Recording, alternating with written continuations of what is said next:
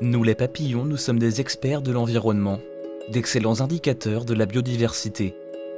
Nous collaborons avec les scientifiques pour évaluer l'état de l'environnement, des zones humides ou de tout autre milieu, à la campagne comme en ville. Aujourd'hui, je suis votre guide. Je vous emmène découvrir un fleuve côtier, la Sanne.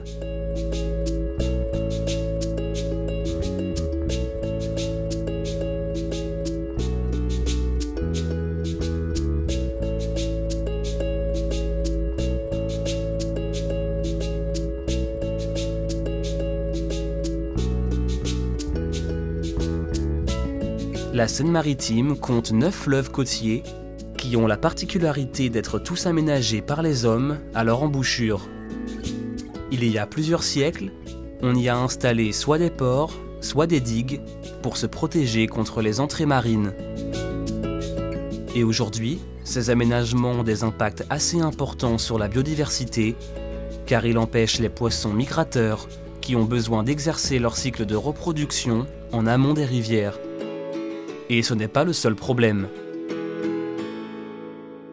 Nous avons deux phénomènes. Un phénomène important d'inondation venu de ce fleuve côtier qui a tendance parfois à déborder. Et puis nous avons aussi le problème de submersion marine, qui est un problème qui nous inquiète puisque on a vu les falaises reculer de façon conséquente. On parle de 30 cm chaque année. C'est vrai que c'est moi qui habite la commune depuis toujours. Nous avons vu des reculs assez impressionnants de la falaise. C'est un fleuve tranquille mais qui nous a créé quelques soucis, surtout quand il y a des inondations terrestres. Toute l'eau est obligée de revenir jusqu'à Quimerville pour s'évacuer dans la Manche et ça crée de réels problèmes puisque vous avez pu remarquer qu'au débouché c'est actuellement une buse. Une buse qui fait à peu près 2,50 m, 3 m. Donc c'est quelque chose de un peu trop petit au regard de l'entonnoir qui devrait être un peu plus gros pour que ça puisse évacuer. Et donc en 1999, nous avons subi des inondations terribles. La vallée a été pendant 12 jours sous 1,60 m d'eau. J'ai beaucoup évolué dans ce domaine parce que j'ai vu la nature nous chahuter régulièrement, de plus en plus fréquemment. Et donc je pense qu'il est raisonnable qu'un maire, avec son conseil municipal, qui sont des décideurs pour l'avenir d'un territoire, mais nous devons prendre des options pour justement anticiper et créer une dynamique locale qui me paraît nécessaire pour les 30 ans à venir. Par le passé, j'étais de ceux qui disaient on va contrarier la nature et on va maintenir le trait de côte. Aujourd'hui, je m'aperçois que nos falaises reculent, que nous avons des inondations de plus en plus importantes et le réchauffement climatique va y participer certainement. Je pense qu'on est à un stade où il faut anticiper pour se dire en 2025 et dans les années futures que sera le trait de côte, que sera le niveau de nos océans. Il va y avoir une élévation du niveau de la mer et donc il faut le prendre en compte. Et donc avec mon conseil municipal, on est en train d'avoir une réflexion sur le déplacement de l'outil touristique qu'est le camping, parce qu'il est soumis aujourd'hui à un problème de submersion marine et que du jour au lendemain, il pourrait être fermé de façon administrative par l'État. Vous avez bien compris que nous étions une petite commune avec des moyens financiers restreints, c'est ce qu'il faut dire. Nous avons par le passé su construire cet outil, ce camping municipal. Donc 20 ans après, nous devrions être en mesure de trouver des financements et il y a des possibilités de trouver des fonds européens, des fonds, des partenaires tels que la région, le département, l'agence de l'eau, tous les partenaires qui sont avec le conservateur du littoral, qui nous a beaucoup aidé à cheminer sur ce sujet. Nous devrions, partenaires réunis sur un sujet qui nous est propre et qu'on partage de façon assez positive, devrait nous permettre, je pense, de trouver des financements. Et la commune prendra une part de ses responsabilités. C'est aussi comme ça, gérer une commune, c'est aussi prendre des options pour anticiper sur l'avenir.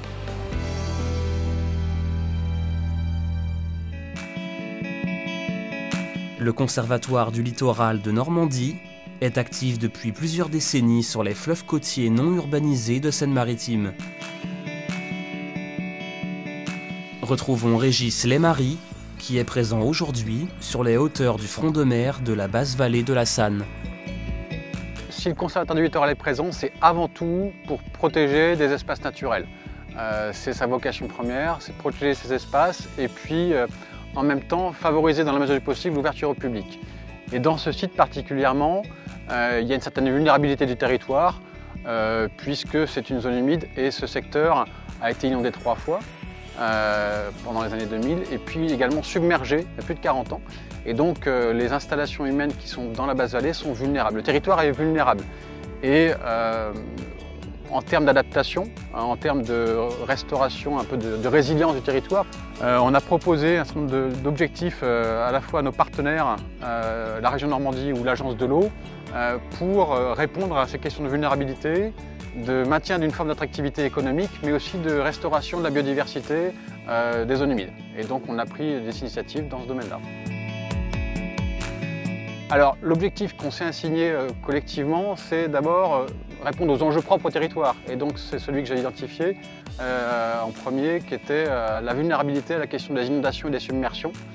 Dans ce domaine-là, il y a un projet qui consiste à restaurer, en tous les cas à augmenter l'ouvrage à la mer pour permettre une évacuation plus forte de l'eau dans le milieu marin. Donc ça c'est le premier élément.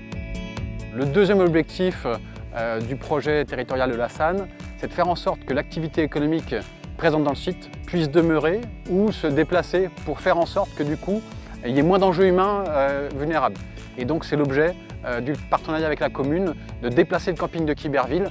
Et donc là il y a une réserve foncière qui a été constituée qui va permettre de déplacer ce camping progressivement et de faire en sorte qu'il y ait un nouvel équipement touristique. Et donc la collectivité et le front de mer vont demeurer attractifs et ne sera plus vulnérable.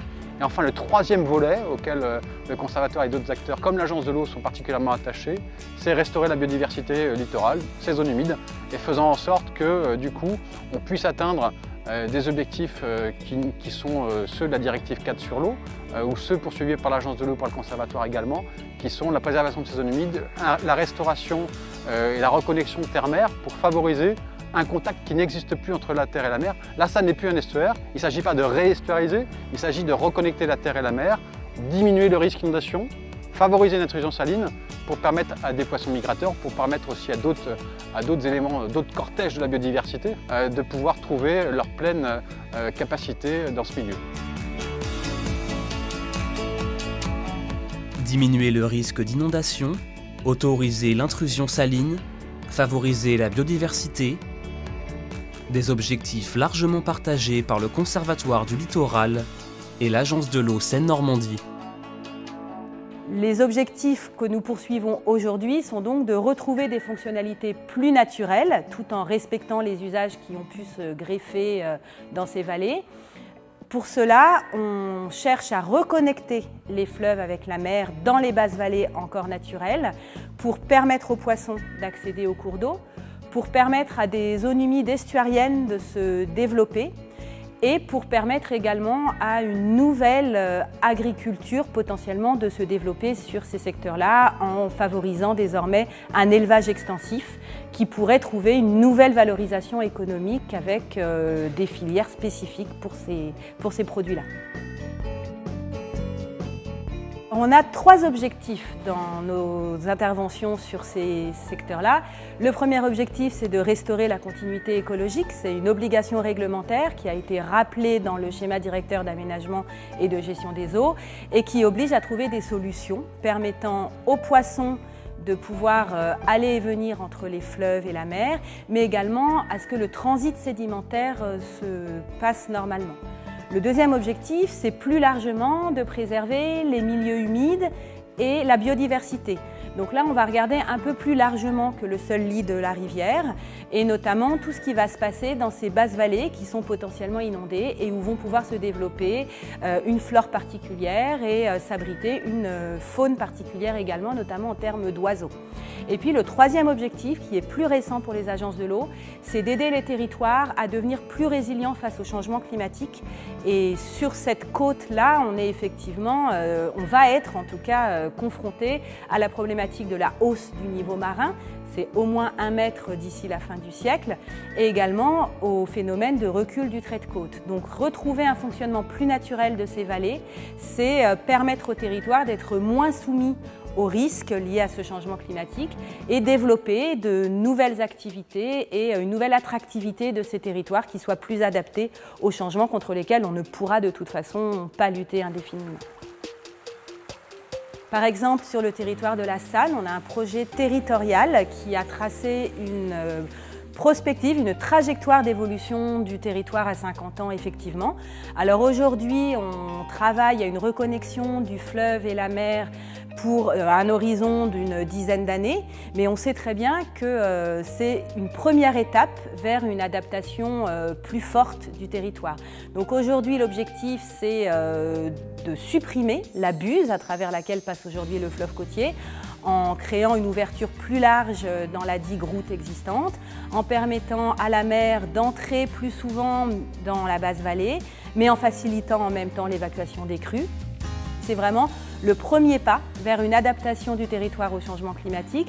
Et c'est une façon aussi aux gens qui vivent sur ce territoire de commencer à se préparer et à prendre conscience de l'importance de la nature et du fait que les solutions techniques qui avaient été mises en œuvre dans les siècles passés ne peuvent plus répondre aujourd'hui aux enjeux tels qu'on les rencontre.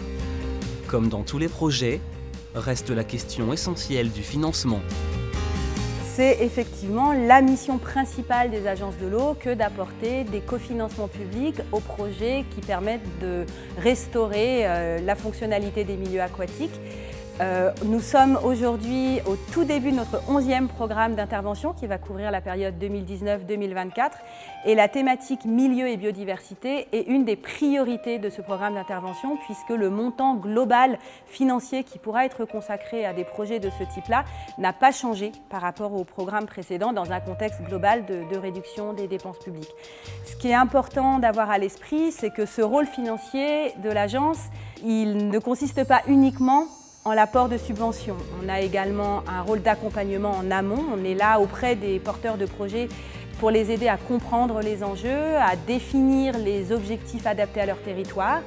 On finance ensuite les études et les travaux, mais également des postes d'animation ou des outils de communication pour permettre aux acteurs du territoire de s'approprier les projets, d'en comprendre les enjeux et de pouvoir aller le plus loin possible, de monter des projets les plus ambitieux possibles en regardant les échéances, non pas à quelques années, mais vraiment à plusieurs dizaines d'années.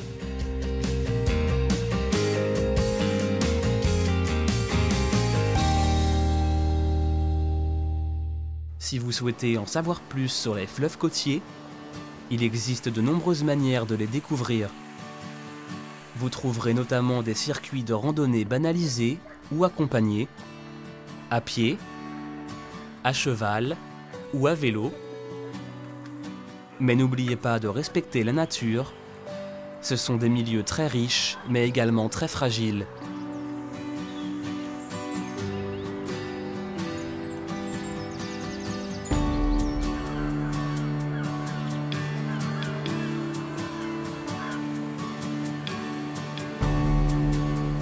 A bientôt pour un nouvel épisode de Ça coule de source.